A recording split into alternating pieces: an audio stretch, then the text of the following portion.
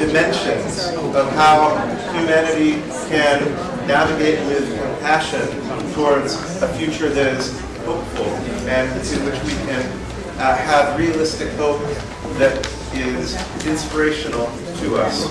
And it also continues from, the last context that we just had with the fireside chat, and Denison was wonderfully around dialogic systems change. Thank you so much for the previous fireside chat all. And in that spirit of the dialogical integration, I think one of our...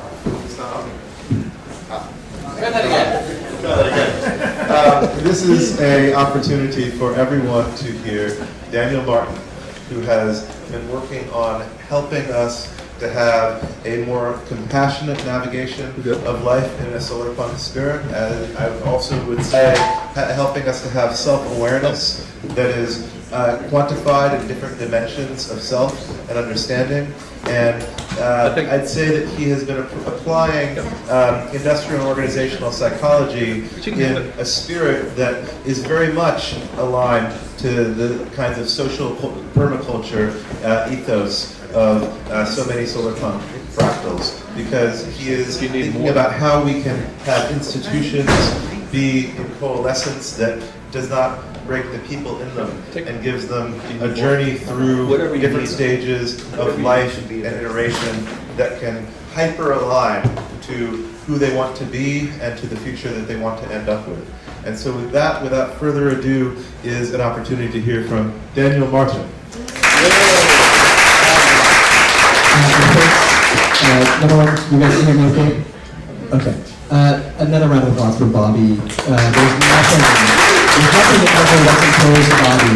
That's just the truth, and that's all there can be. So I'm going to be zipping through this stuff fairly rapidly. How many of you are slow listeners? I don't have time for slow listeners. So I'm sorry, turn the listening up to 11 because fire hosing is a good thing, actually. And that's what we're going to do tonight, because when you leave, everything will blur. It's a wonderful night, actually, to be out here. So what I'm going to talk about tonight is navigating barriers from the future of hopping roadblocks to solarpunk.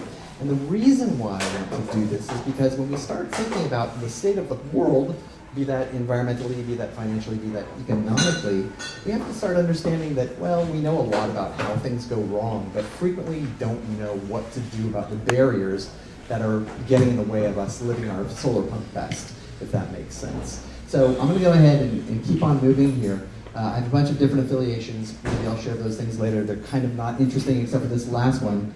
I just had to create a new LLC. Does anyone know what ASON is?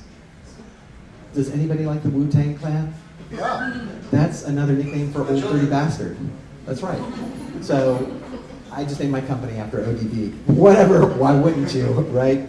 Okay, so now that you know who I am and where I'm coming from and when I'm coming from, I was too short and ugly to be an actor in LA, so I moved up here to be a quasi-intellectual. It didn't work that well, but something happened to me along the way. I listened to Devo. Do you guys remember Devo?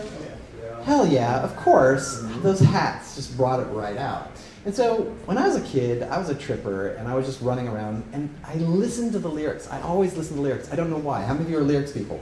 Yeah. Okay, sweet, because my son is here. Raise your hand. He's going to be doing a song for us later, and he's not my son. Do we look anything like each other? If he is my son, I owe somebody a lot of money. Okay, that's another story. The bottom line about this song, freedom of choice, you're probably familiar with it.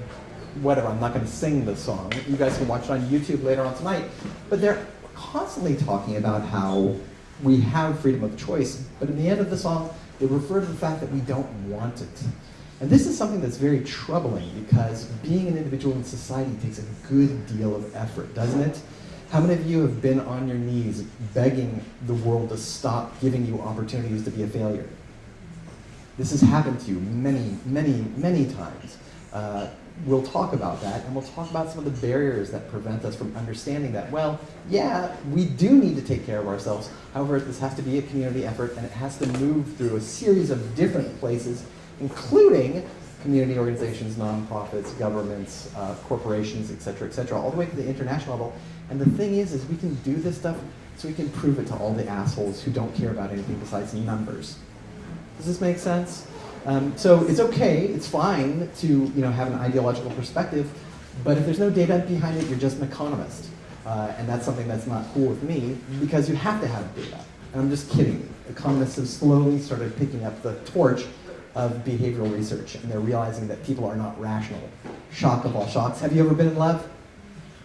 Yeah, people are not rational, right? So let's go ahead and move forward from demo. And this is going to be a little bit squirrely, but that's okay. I wanted to talk to you first about us inside, the internal side of the house. And so I'm lucky enough to be colleagues with a guy by the name of Paul Gilbert, OBE. Paul used to be the head of the cognitive behavioral therapists of England, and because of that, he was actually given his Sir title. But Paul has been great in terms of simplifying a wide array of different perspectives. And the one that we're going to share right now is the neuropsychology of affect, in other words, emotions. So I just want you to think a little bit about where you are today. I know that right now you're really happy because anytime you're in the presence of Bobby, you are festive because you're moving through various multiverses. Yeah? But this is in tune to your drive system. You're here tonight because you thought there might be some interesting people sharing some interesting things and you could meet some cool folks. Is that not true? True. Yeah, of course. Oh, by the way, I work call and response, so please, it's like a Baptist minister. So you all have drive. Are any of you wearing Nikes right now? Shoes? Not a goddess? That's awkward. No Nikes? Yeah, well, if you're wearing Nikes, what's the Nike, what is their flag? It's just do it, right? So this is the drive system. How many of you pursued higher education because you just knew you had to get this? How many of you pursued people because you knew you just needed to get this? How many of you pursued a promotion because you knew you just needed to get this? This is your drive system. And your drive system is fully activated and it works really well in a capitalistic society because we're comparing ourselves with each other all the time. The second component, really, that Gilbert talks about is our fear system. How many of you are terrified that you won't have parking or you'll get a ticket when you leave tonight? sorry. The point is that you, like me, evolved to be scared of death. How many of you are scared of death? Okay, these people obviously haven't gone next door to Professor Siegel's. Okay, I'll stop while I'm ahead. So fear is a potent driver, right? We know from this last political kind of exchange that people are motivated by fear. Right? You threaten people, and what do? They take action very rapidly, and that's why it's such a powerful tool. Drive is a very powerful tool. The one component that people are never talking about is our soothing system. And this is really wonderful. And I'll just ask you a couple questions right now. How do you feel when you call your mom after a hard day? What happens to you physiologically when you call your mom, if your mom's still alive? If I called my mom and she answered, I'd be terrified, because this is a sort of fucked up planet. Sorry. I shouldn't be cursing. Anyways, the point is that your shoulders go down a little bit. You feel like, somebody loves me. It's going to be okay. Things are going to be fine. And so our affective system is something, our soothing system is something that we don't pay attention to. Are you a mammal? Do you need to be touched? Do you need to be with other humans? Do you need to share camaraderie?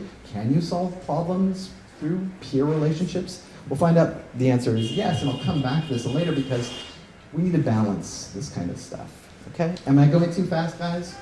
I'm always going too fast. Okay, so a good example might be pursuing a work goal. And so you want to get that promotion, but what you're really thinking is I want to get this promotion, you share it with all your friends, and then you're terrified you're not going to get your promotion. And so what happens is your fear and your drive system are cycling together. This is American life. This is Western societal life. And we recognize this because we don't have any place to actually take care of this stuff except for churches and bars, which are on every corner, and that's how badly we need this stuff. Yeah? So let's go forward a little bit and dive into some different, more juicy stuff. And so I'll talk a little bit about these in the applied section in a little bit. So I wear a ton of different hats. I'm a father of 2 kids and maybe 1 man, I don't know. But I do a lot of other things as well. So I work at Stanford at the Center for Compassion, Altruism, Research, and Education as a director there. I'm also a business faculty member. Business, you say? Why would you come to business faculty member? $40,000 better than being a psychology professor. Woohoo! Same research, and I get to do research on the people I can't stand. Business people. Anyways, it's another story. So, hey, it is what it is. So, a couple things. When we think of the people who are in our classrooms, we know that they, generally speaking, are attracted to various elements of what the discipline is bringing to bear, right? The reason I became a psychologist is because it makes sense to me. I knew what I was looking for. And Bobby was alluding to the fact that I'm an industrial organizational psychologist, which is true. I'm also a social psychologist. But the point is that when we start thinking about people's preference for maintaining hierarchy in society, we have to take a step back and think, well, are there proclivities for this? Do they seem to be characteristics or traits? Can they be related to genes?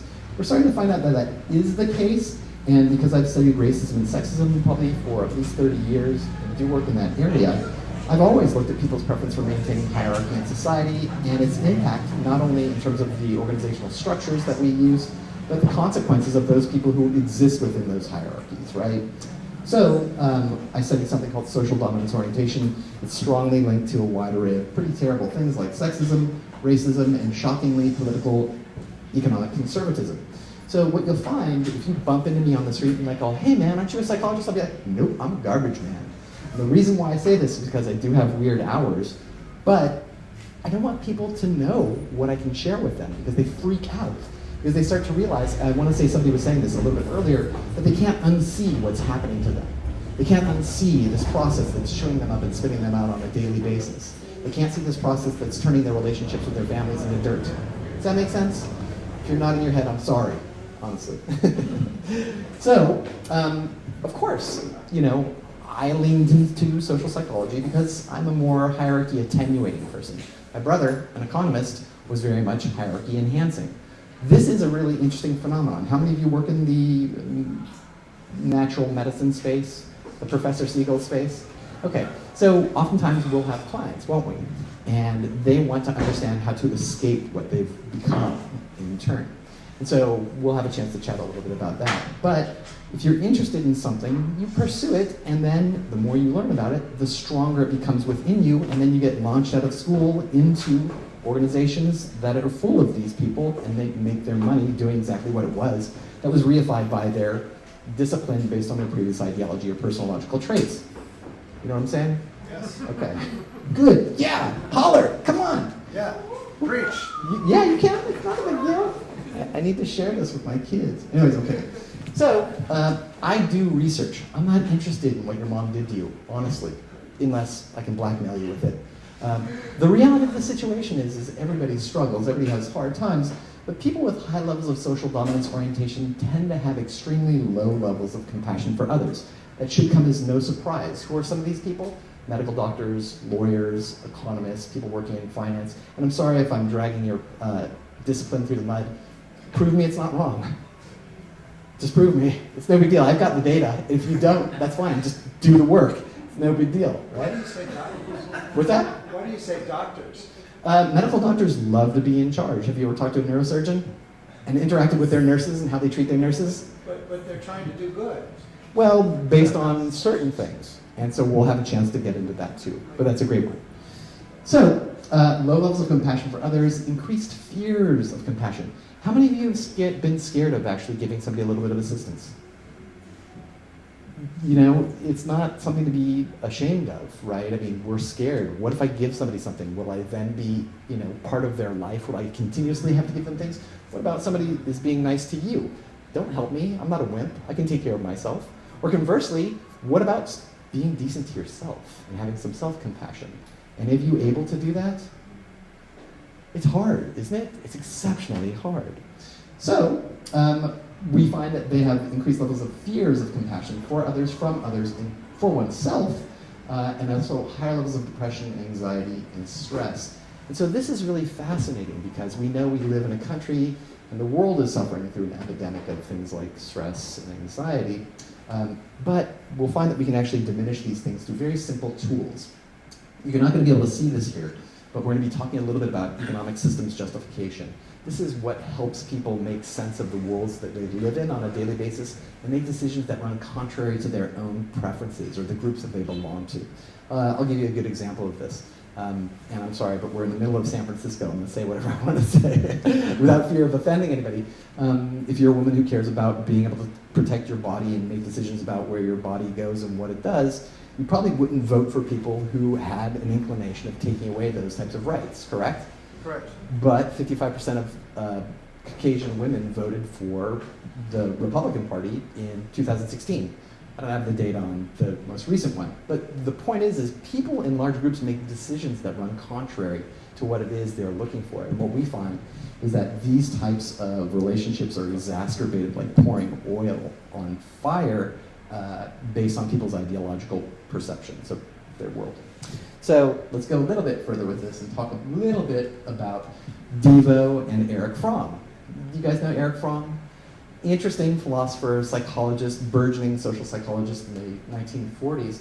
And Fromm put together this wonderful book. I'll really encourage you guys to get it. It's called Escape from Freedom.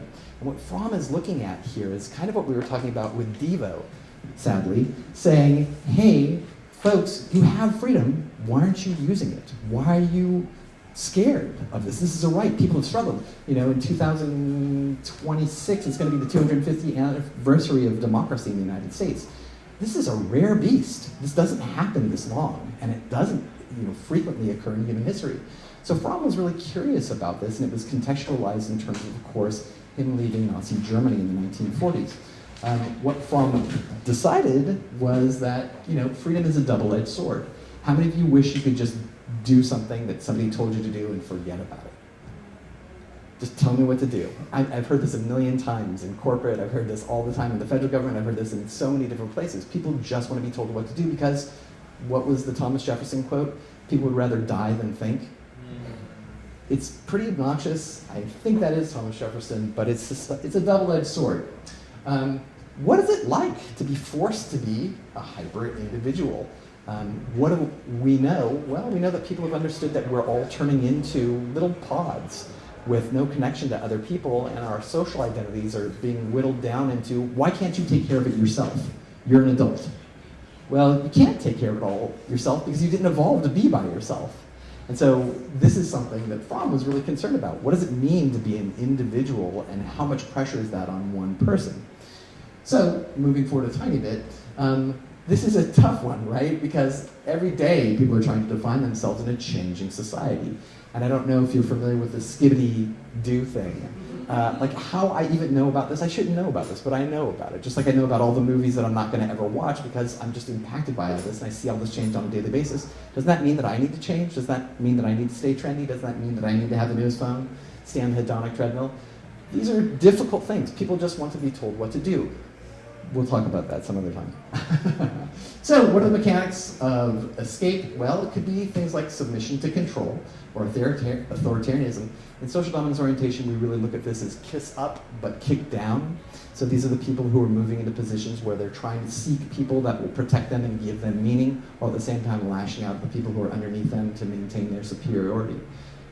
So this is something that's consistent with what we understand in terms of social dominance orientation. We know that people are oftentimes seeking destructive control over others, and we see this on a daily basis.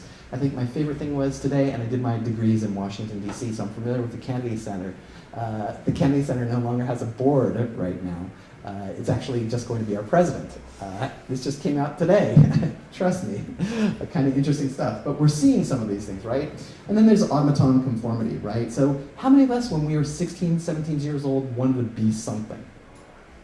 Like it could be, I saw like a dude with like massive gray hair and a big beard wearing a Dead Kennedys t-shirt today, and I was all, yeah. So, maybe you wanted to be a punk, maybe you wanted to be XYZ. I'm not sure exactly what you wanted to be, but you felt good the moment that you stepped into something where you were recognized. Yeah? Yeah. Okay, so this is getting really hard to do because the expectation is that all of us are freaking super cool now, and we don't share anything. We have to all be super unique, right? So, let's talk a tiny bit about system justification theory, and then we'll move into how to address these dilemmas. So, why do we defend the status quo? Because it's hard to do anything but that, right? We look at all the protests that are happening around us, and oftentimes people protest in a very perfunctory or performative fashion.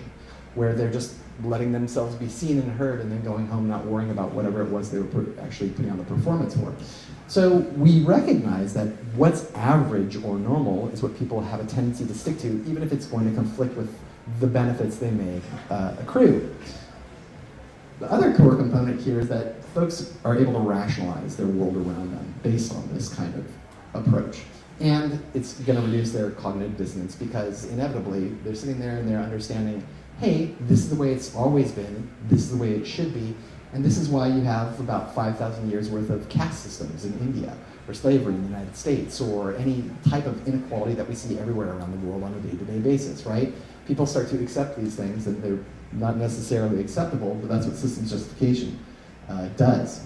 Okay, so I'm not going to go through these things because I'm worried about burning out time, but I do want to share with you that when you start to give people information about this kind of work, they slowly but surely start to recognize, oh wow, I may be contributing. Now that's a difficult thing to do because you don't want to blame the victim either. Nobody's fault that they're born into a system kind of like this, but stuff that we should definitely be taking a peek at. So let's go back to the tricky brain for just 2 seconds. This is just a representation of what, generally speaking, your brain looks like Monday through Friday, right? So threat-focused and seeking safety, you've got anxiety, anger, and sadness. Over there, that's your drive cycle or circle. And little over here is either alcohol or your pet squirrel. I'm sorry to say, but that's most Americans for you, right? So how do we address this stuff? There's a couple things. That wasn't that funny. Okay. Well, we know that drive system and our resource systems, generally speaking, involve us pursuing power. Yeah? Do you know anybody like this? It's kind of interesting. When unchecked, obviously this is fueling a wide array of competition and social inequality, not the hottest stuff in the world. We know that this also dovetails with what we were just talking about in terms of social dominance as well as system justification. A couple things when we think about threat and self-protection. We freeze. How many of you freeze when you're working? You just don't know what to do. There's too much going on. It happens. This also turns people very myopic. And what happens when you're myopic? You stop taking in all the information around you. You leverage social schemas. And what happens when you leverage social schemas? You're shortchanging the people around you because you're not really interacting with them. You're interacting with like a symptom of them. So we know that this stuff is very powerful in terms of political propaganda as well. And yeah, we've kind of already talked about these kinds of things. These folks need to feel like they are proving themselves to constantly achieve. And also that inevitably this looks very much like the work worlds that some of us work in. Yeah, even in academia, where I predominantly work, it's just one giant hierarchy, and it's obnoxious. I mean, you can see it differently in different departments, of course, because they're full of different people who pursued the very path that we were talking about before. But you see it all over the place. Yeah, we talked about this. How do you feel when you talk to your boyfriend, your girlfriend, or your husband and wife, but not at the same time? Really good. Okay, good. I'm glad you should report that back to them. Yeah, we need to think about our soothing system. We need to be thinking, what can we do here? We need to build trust and connection. Do you see trust and connection being built? I see it sometimes happening through the auspices of Dr. Fishkin over here. He's the man who brings us all together. But we need to start building these things so we can start to address our needs in terms of compassion. So yeah, that gives us a good deal of information, but we need to start thinking about solutions. So do you guys know who this is? So back in the day, I used to be able to say Chuck D from Public Enemy, but it's Chuck D as in Charles Darwin. It's a different Chuck D. But Darwin wasn't all social dominance orientation. He wasn't all red in tooth and claw. He wasn't all zero-sum game. He wasn't always survival of the fittest. Many people that came after him popularized that stuff. If you actually read his work, he makes a very strong argument that the best of us are going to be those that survive the longest. And that's because we're able to leverage a wide array of phenomenon and relationships to make sure that we survive. It's really just that simple. So, Adam Smith had a lot of good things to say about this as well, but let's dive into the solution and then we'll bring it up together into some structures and show how those things link. What do you think? Does it feel good to help people? Yes. Yeah? Yes. Yeah. Oh, yeah, all right, sweet. Okay, now I know where we are. I need to pick up the pace a little bit. Of course it feels good to help people.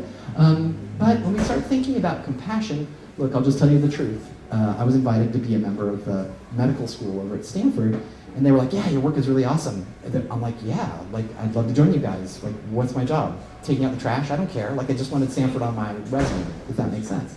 They're like, oh, we're from the Center for Compassion, Altruism, Research, and Education. And I was like, you know, rich people spend money on anything, because that's the dumbest shit I've ever heard in my life. Like, really? You care about compassion while people are dying all over the place and horrible things are happening? I haven't seen it in 1,000 years. Actually, we did stand-up comedy together too one night. So, compassion for others is that normal feeling that you're familiar with. And it's what I thought compassion was. I thought it was a Hello Kitty balloon. I thought it was a Hallmark card. I thought it was a flower. That's not what it is. Who speaks Spanish? ¿Quién puede hablar en español? Yo. Ándale. Entonces, what does that mean in Spanish? Con, with, passion. But you're thinking of passion as this wonderful thing. I'm thinking about Christ being nailed to the cross because it's suffering, exactly. And so it's with suffering. So as I started to understand that that's what they were talking about with compassion, I started thinking to myself, oh, this is something that's missing. This is something that's horrifyingly missing from the world that we live in, right? So that's just one small part of it. How many of you are willing to receive compassion from other human beings? It's hard. You're better than me. I was raised as a man. And it's really hard to accept any kind of generosity from other people because it's telling the world that I'm a wimp, a loser, somebody who's being pitied. As a matter of fact, I should have worn a sweater from some of the work I was doing in Sweden. They didn't have a word for compassion. So we created a new word, but the other words that were used were usually synonymous with like sympathy or pity, not necessarily what we would call healthy stuff. So then the third direction is absolutely critical, self-compassion. You need to be able to be, giving yourself that opportunity to find equilibrium as you're moving through your day. And so I'll give you a good example of this. I was giving, how many of you are bad with time? Stop smoking pot. So the thing is, if you're bad with time, I'm really bad at like tracking things internationally. So what happened was I was supposed to be giving a lecture to 140 Filipino HR executives. Don't ask me, I do weird things all the time. But so I didn't realize that time was moving. So I was screaming high on mushrooms, like when it came time for my actual presentation. And it's no big deal because I do this all the time. This is what I do for a living. But I started tripping out because these people were asking me questions. They're like, yeah, you're talking about compassionate leadership. Can't you be too compassionate? People are gonna walk all over you. You're gonna be garbage, People are gonna hate you. And I was just like, yeah, it's equilibrium. And it was like expanding. And I was like, this three-way kind of interchange where you have to give. If you're not giving, you're not feeling good yourself. If you're not receiving, then you're not benefiting from that kind of exchange. And finally, if you go to bed every night, the bed is perfect, the pillow is nice and warm, you're so happy. And then you start replaying the day and you're thinking to yourself, why am I so stupid? Why am I such an asshole? Why did I hurt that person? And so we all do this. Nobody needs to feel bad about this, but it's something that we need to actually link our values to and behave because that's what ameliorates this kind of rumination. But there's more to talk about. So, compassion does a freaking good job of dealing with things like social dominance orientation. It does a really good job of dealing with things like systems justification as well, and what we'll find is that it actually does a really wonderful job addressing things like stress, anxiety, depression, and a wide array of other psychopathology. But, ta-da! I pretend to be a business professor, also occupational competencies. Hey, somebody's got to pay for the kids' college, because it's not my, well, whatever, I'm going too far. So, we need to be thinking about this stuff. How do we do this? This is a very funky slide, but that's cool. Let's see if that, okay, I can tell you what the rest is. This is just a publication that I had many years ago, but for those of you who are curious, yes, that is Phil Zimbardo, and I don't know if you guys know Jim Doty, famous neurosurgeon, very high social dominance orientation, but a nice guy. This is not being recorded. No, I'm kidding. Hi, Jim. Anyways, the bottom line is this, is we took a huge sample of employees, students, VPs of HR, CEOs from Bay Area corporations, And what I had them do was just some simple self-report psychometric assessments.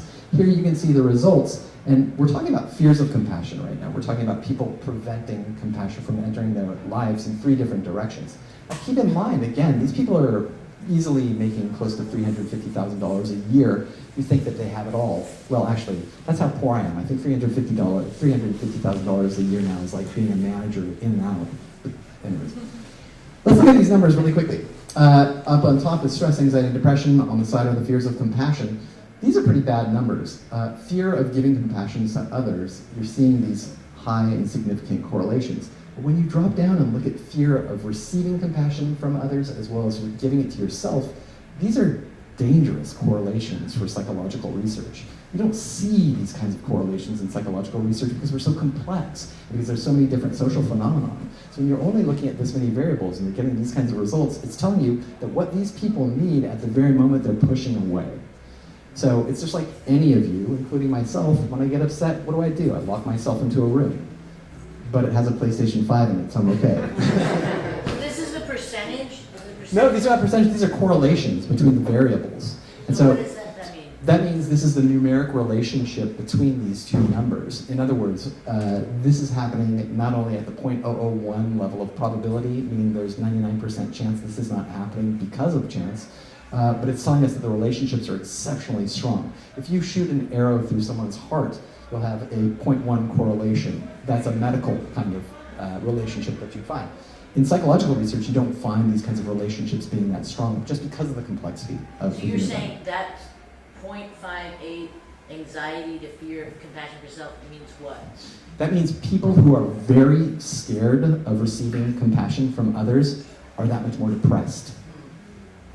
Yeah, so let me the number that's higher means more? Or yes, less? exactly. So the more scared you are of receiving compassion for yourself or giving it to yourself, the higher your levels of depression, the higher levels of anxiety. So 1 is 100% correlation. One would be 100%. Oh, I see. Yeah, So this exactly. is a 74% correlation between depression and fear of compassion for self. Exactly. Yeah. Thank you. So what I'm trying to say though is that you don't find correlations this strong in the research literature because it's just unlikely. So here we go, and I'm going to say some very heretical things. I apologize. How many of you suck at meditation? All right. See, at least there's some people who are honest. It's really hard to meditate. This afternoon, I walked up, I got dressed, and I thought, Dan, you look beautiful. And then as I looked at myself in the bathroom, I was like, I look like a piece of garbage. I can't tell how I look. I can't tell if I'm funny. I can't tell if I'm tall. Please tell me I'm tall. So the point is like, you weren't born to introspect. You weren't. It's no big deal. Even meditation generally happens in a social setting, culturally. So we need to pay attention to the things that are happening around us. My goal is to create opportunities for people not to spend $250 talking to somebody who's not qualified to be their psychologist. How many of you spend, well, I don't want to put you guys on the spot, but people spend a good deal of money for a psychologist and they sit there and they'll talk and they won't share things because they're scared of being judged. Now, conversely, let me ask you a question. Have you ever flown? I'm talking about planes, not drugs, okay? Sorry, we're next door too. Okay. So the point is when you fly, you sit down next to someone and you're like, hey, how's it going? And you're like, hey, what's up? And you're like, I like your shirt. And you're like, oh, I like your shirt too. And then before you know it, you're having a deeper conversation than you would ever have with your wife, girlfriend, boyfriend, husband, mom, dad, best friend, etc., etc. Maybe Catholic priest behind the little barrier. But besides that, you would never share anything with people because you're worried about judgment and hierarchy. Is that not true? Nobody takes me seriously until the word Stanford comes up, and then I'm like 3 feet taller and that much funnier. Like, literally. So the point is that we want to give people some structured opportunities to actually work with other humans. Wow. Before, if you had some sort of mental problem, what would you do? Go talk to your grandpa. Go talk to your friends from the neighborhood. You go talk to your uncle. Maybe you talk to the crossing guard. There's always people to talk to. Now it's been professionalized and commodified. I'm not saying that's a bad thing. I'm saying it's a great thing, but these people should be working on the really heavy lifting, not on, garden level problems like loneliness, right? So we'll get there. So what we do is we give people some very structured but open-ended opportunities to understand what it is that we're training them in, and that could be anything, and we'll share a tiny bit about that. Then we do what every psychologist or anybody who's doing this kind of work should do. We give them psychometric assessments to give them a baseline, to find out actually where they are in terms of the very problems that they're purporting to have. And so if you've ever gone to a therapist, have they ever given you readouts on how well you're doing or how much better you are? Has that ever happened? If that's happened, you're spending good money, so this is impressive. What I do is I talk with my friends who are clinical psychologists all the time, like, how do you know that your clients like you? And they're like, well, they keep on coming back. I'm like, yeah, because they think they're fucking mentally ill. But they won't share that with you, and so they're just spending money. Sorry, it's just the truth. And so what we do is we assess folks, and then we give them a nice learning plan. Look, PhD is a waste of time. I can promise you that. You already have the skills based on just being an evolved human being to take care of yourself and of others as well. So what we do is we take whatever topic we're doing, we boil it down into like 15-minute read, video, whatever the case is, and make sure that it's at the 13-year-old level. Not because people are dumb, just because people are really busy these days, if that makes sense. Then we have them interact with another person. Do they know this person? They don't know this person. Where's this person coming from? It could be from a corporation, it could be from a university that's buying this stuff, but it's somebody they don't know. Once they go through this, they use questions that are built by me, clinical psychologists, other freaks like me, and they bring people from understanding a concept in the only thing that's important, action. Who cares what you're thinking? What's my attitude towards you right now? You don't know. It's happening inside. I could hate all of you. I'm from LA. I know how to act. Oh, sorry. Just tap it. Oh, tap this? So, with the LA piece, thank you so much, Patrick. Yeah, we give people the opportunity to start thinking, well, where have I seen this before? I'll give you a good example. We do a lot of workshops on compassionate leadership. Who's the most compassionate leader you can think of? Quick. Donald Trump. To his family, maybe, I suppose. Anybody else kind of raise above that? Gandhi. Okay, so I love Gandhi so much because people say Gandhi, and I'm like, why was Gandhi the most compassionate leader? And like, well, he wore a dress, and that was like totally, gender inappropriate at that time. I'm like, no. History. Let's get some history. And so the thing is, Gandhi, like Hitler, didn't do it all himself. Gandhi, like Mussolini or like MLK, didn't do it all himself. Other people were involved. Would you agree? Okay, so leadership in this circumstance is not about being like, wow, Gandhi was awesome. It's about, what did Gandhi actually do? What were the behaviors that were taken? How can we use those behaviors to change our own lives? And then, of course, if you're sharing that with another person, especially one you don't know, things will change, and we can show that. Finally, we make sure that people have salience. And this is something that's really interesting. When you go, how many of you have broken your arm? I'm so sorry, that's a weird question. Why are you sitting next to each other? This is, 3 of you? This is weird. Like sometimes when I ask people what their favorite food is, there's like a line of pizza, and I'm like, pheromones. Okay, when you're upset, do you just say, I'm depressed, or are there many facets of depression? When you're developing compassion, are you just becoming more compassionate, or is that related to actual outcomes? It's related to outcomes, clinical outcomes. So what you're seeing here are outcomes coming from, this is just one of the courses that we were using called Leading with Compassion. And what you can see is these are clinical outcomes associated with the development of compassion or leadership. If you didn't know what you were looking for, you would never actually pursue it. Does that make sense? So this is terrible data. It's just good really for marketing purposes because organizations want to share how well their employees are doing compared to anybody else. But we've been able to actually, because we of course give a post-test, we've been able to statistically significantly increase people's compassion for themselves, for others, increase subjective happiness, leadership, creativity, emotional intelligence, stress, anxiety, depression, fears of compassion, Machiavellianism, psychopathy, service orientation, managerial potential, sales potential, and just the list goes on. And the reason why is because you're steering people towards an outcome that they're not familiar with, but then you're actually measuring those outcomes. And so I'm really happy when my courses end in the circumstances in my courses because the students didn't need to go to the student healthcare center. All they had to do was have a decent conversation with another human being. And they're achieving not only those occupational outcomes, but they're also achieving those well-being outcomes. Does this make sense, folks? Yeah. So we've done this in more than a couple countries. We're just about to be opening up in Brazil, and it looks like Pakistan and Scotland and the EU, which is making me really happy. But we've done it with a bunch of different kinds of organizations because they're human. And anywhere there's humans is where we should be doing this kind of work. So this is just an example of the psychometric outcomes. And I hate to be obnoxious, but we're doing better than anybody else. Not because we're actually doing better, but we're measuring what everybody else is purporting to do. Does that make sense?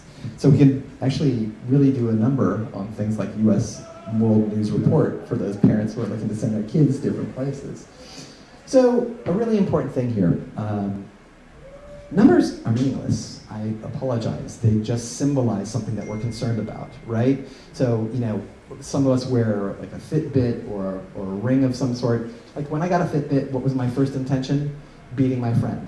So I'd go with him for a walk and then I'd throw it for 30 minutes into my dryer and I'd kick his ass every time. But that, again, is not the point. So this is the point. It's joy. It's happiness. This is somebody who's not depressed. This is also somebody who's pretty fucking hammered at that time. But that's Paul Gilbert right there. This is my buddy, Jim Doty, the neurosurgeon who runs CCare at Stanford. And that's Phil Zimbardo, who just recently passed away. Phil is really famous for the Stanford prison experiment. You guys remember that one? Yes. Phil lived right up there on Lombard Street with his way more famous wife, Christina Maslach. But that's another story. You're familiar with the concept of burnout? She invented it. So that's kind of the world we're coming from. Where can you apply this stuff? How many of you do shrooms? How many of you right now are just like, I can't handle any more of this? Okay, don't answer that. I started realizing after I became involved in the psychedelic environment that there was a dearth of people who, oh my gosh, I can't believe Jalen's here. That's the symbol that Jalen made. This is beautiful. I started thinking to myself, how many of us have access to a highly qualified guide, guru, psychiatrist, or psychologist who does this work? Most people don't. My friends at Stanford are all rich. The students that I teach at Cal State East Bay are kind of like how I was, low SES, first generation. They don't have access to these kinds of things, but they're hearing how wonderful all these drugs are. Are you with me? So where do they do these things? They do it on the black market, just like us. Ha! Well, not anymore, just kidding. So the point is we give people preparation, we link them up with peers, and then they're gonna do it anyways. So let them do it. Let's give them the opportunity to build some intentions. Let's give them the opportunity to use cutting-edge psychological interventions for healthy people so they can get the most out of that experience. They're gonna do it anyways. And this is research that's done commonly in clinical psychology, natural experiments with things like MDMA and a wide array of other phenomena, particularly in the realm of compassion. Afterwards, guess what? They don't have to just freak out at their desk after visiting Colombia and doing ayahuasca, wondering why a snake is eating their heart. Instead, they can talk to somebody about it that they know. And so every time I talk to colleagues who use this system, they're like, wait a second, they don't care about anything besides you can integrate people and we don't need to. And I'm like, well, yeah. And so that's the opportunity. And we're just waiting for the data to find out exactly what's happening there. So let's bring it all together. We know how these systems work. We know that it's actually pretty easy to put some barriers in there, right? Because all of us are moving towards a social punk future, but there's gonna be boundaries, there's gonna be barriers. And so we need to expect these kinds of barriers and understand what they are so we can go ahead and put some structures in place to ameliorate the suffering of people. And then we need to do this measurably, in my humble opinion. And that's only because, and I heard this word come up a little bit earlier, people in this country and many countries focus on extrinsic outcomes, right? They wanna know about this. And so in this circumstance, when people start moving into this, they're thinking to themselves, wow, I'm going to be building some job skills. What they don't realize is they're also going to be saving their marriage and adding a couple of years to their life. And that's the feedback I get all the time. Not at their funerals. So, I think that's just about it. Here's a couple last thoughts. It's our choice on a daily basis. Is it hard? Yes. I know. Speak!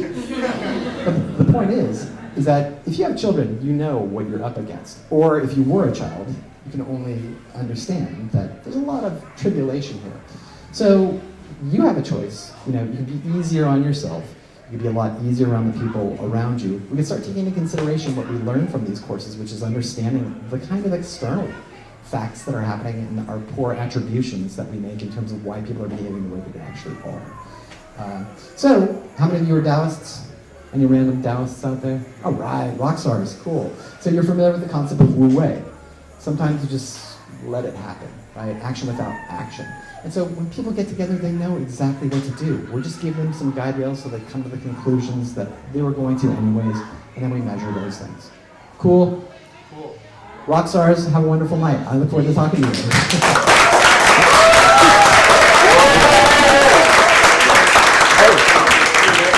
Yeah, sure. Do you guys have any questions? It's like once you understand that this is something that's going to be a very pleasant experience, it's something that's quite functional, you get benefits, you're learning people's coping mechanisms that you've maybe never thought of, you're getting a diverse perspective on the planet, suddenly you're like, whoa, I could probably do this with the person standing next to me at the grocery store. You know, just use good old and disturbingly named social penetration theory. You know, when you ask somebody a question about the weather, but then it turns into something about, you know, your trip to Switzerland last year, something like that. Last question for Daniel, and then we're going to transition to Dave. Other questions? Those two?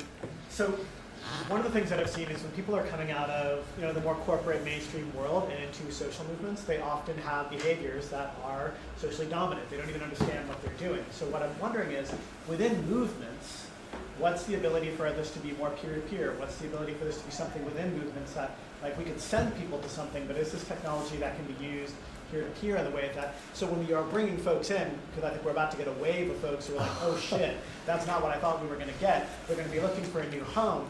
This feels like a critical element to know how to bring folks in, but also to re-teach the means of social integration.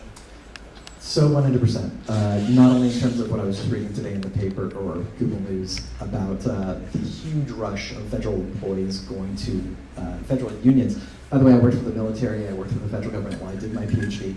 I know these people, I know the kind of products, it's good stuff, and it's not deep state. But now it might be.